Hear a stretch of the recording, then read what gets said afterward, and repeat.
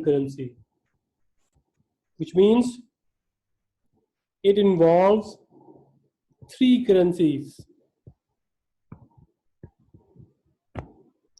So if you have a rate that is given to you, £1 is equal to $2,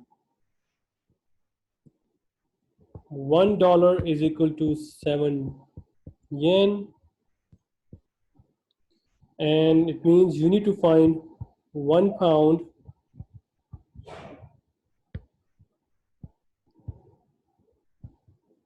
Come on. £1 is equal to how much yuan? So this is called finding the cross exchange rate. So which means it involves three currencies.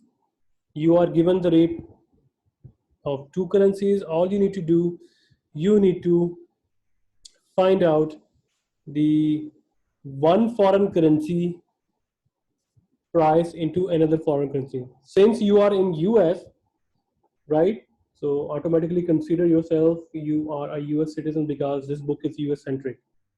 Okay, so it means so you would find the cross exchange rate example even in the books that is out of US.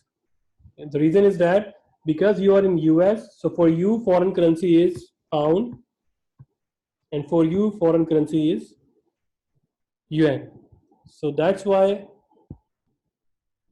we are finding the amount of foreign currency pound into the amount of foreign currency yuan. So how we can calculate that? So let's just talk about some basics of ratio analysis. So in ratio, we have numerator, we have denominator, right? So we will be following this numerator and denominator perspective, and then we can find out. So one of the easiest way to find out cross exchange rate is the use of dimension analysis of the ratio analysis. So for example, we have a example here that value of 1 peso, so it means 1 peso is equal to $0.07. If you want to convert this into ratio, what does it mean? It means, so 1 peso, the ratio would be $0.07 per 1 peso. Understand? So it means 1 peso is equal to $0.07. We can convert this into ratio as this will be your denominator, this will be your numerator, right? And what is this? Value of 1 Canadian dollar is equal to $0.7. So can you convert into a ratio one? So this would be $0.7 divided by 1 Canadian dollar. And what is your target? Pesos in Canadian dollar, which means what is the value of 1 peso in Canadian dollar? So it means what we are trying to achieve? We are trying to achieve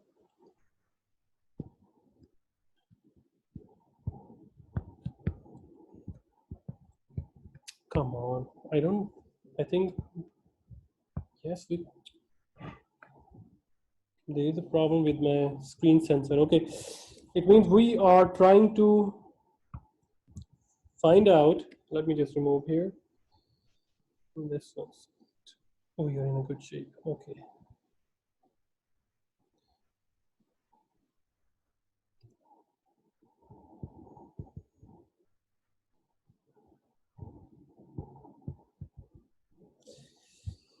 So it means in ratio analysis, what we are trying to find out that X amount of how many Canadian dollars equal to 1 peso. 1 peso. Or I think it should divide like this.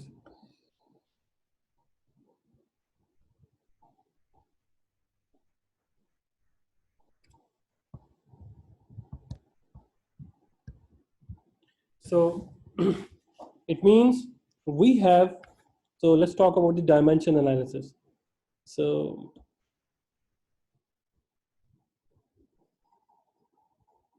let's talk about this. So we have given dollar over peso.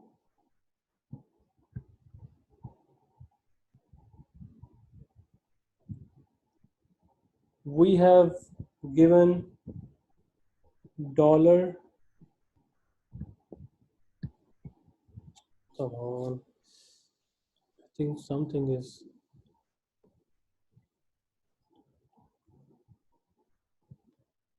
not right with my screen. We have given dollar over Canadian dollar, and we need to find out Canadian dollar over peso, right? How can we create this kind of ratio? So Canadian dollar,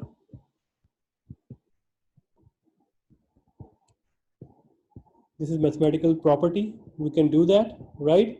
So it means if we multiply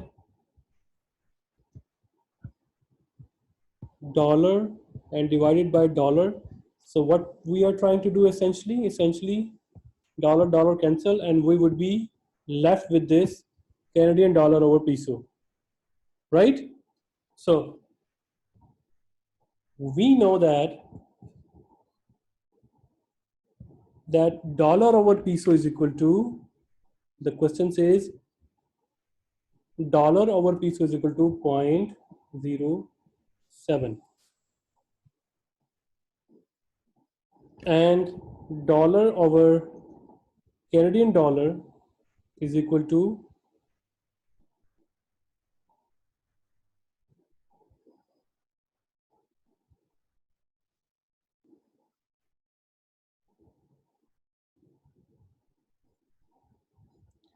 dollar over, wait, value of Canadian dollar in, okay,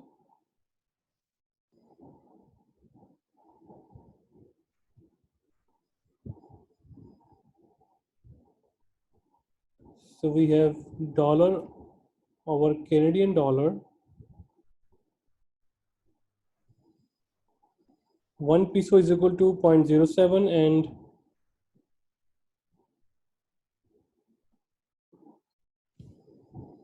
dollar over Canadian dollar, the question mentioned it is, what is the value? 0.7, sorry, yeah, 0.70. So we have this ratio, dollar over peso, we can substitute it with 0.07. Do we have Canadian dollar over dollar? We have dollar over Canadian dollar. So if we just divide it by, divided it by 1, or we reverse it, Canadian dollar over dollar, this would be 1 by point 1 by 0.70. So it means we can just convert this one into by taking a reverse. So this would be, if we reverse that one, that will become 1 over 0.70. So answer would be, let's go back to our slide, it would be more clear over there. So this is the dimension method that I just tell you. Here we go. Answer would be, in terms of Canadian dollar, that would be 0.10. So where did I get this? So this is basic mathematics, not a rocket science here. If you want to find out through your own method, some students, they have a really good grip in mathematics.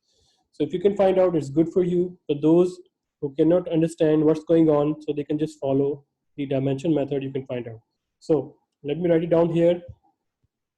What is, we can express then this in terms of as the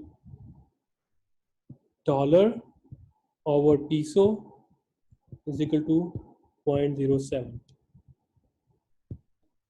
It means 1 peso price in terms of dollar is 0.07. So it means the denominator is peso, numerator is dollar. We can also convert this into ratio as value of 1 Canadian dollar in terms of dollar. So dollar over Canadian dollar is equal to 0.70, which is divided by 1. It means 1 Canadian dollar is equal to 0.70 dollar. And we need to find out the value of peso in terms of Canadian dollar, which is, we need to find out Canadian dollar. We need to find out Canadian dollar in terms of peso, right? So all you need to do, you need to create through dimension method, and the dimension method is, let me just erase here. We need to find out Canadian dollar divided by peso.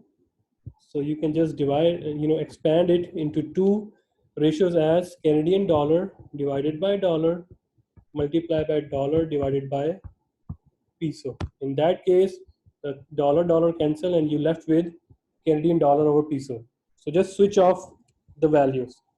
The value of dollar over peso, this is 0.07, and the value of, this is the value of dollar over Canadian dollar. But we need Canadian dollar over dollar. So you just reverse it. When you reverse it, this will become 1 by,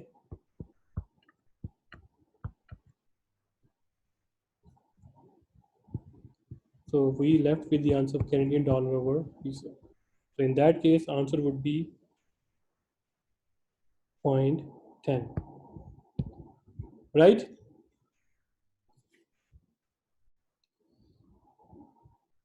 Okay, here we go. Now this is a classwork for you. I think this would be a group work so that you both understand. So I'm setting up the breakout room, 3 breakout rooms. Please take a picture and try to solve it, whether we should accept his offer or not. And I would be, discussing its answer in our next class. Okay, so this is just your class participation work, right? And all you need to do, it's a group work, take a picture, write your student ID number and send it to me. So for those who are, we are having online recording, so this is the end of this lecture here. We would be starting our next lecture from this slide so that we can understand the cross rate, in details. So those who are still with me, please accept your breakout rooms and try to do that. In breakout rooms, we try to understand its answer, its solution. Okay, for those who are having who are seeing this as online lectures, for them the class stops right now. So I'm going to be stopping the class, stopping the recording here, and we will be starting our lecture from here in our next lecture. Here we go.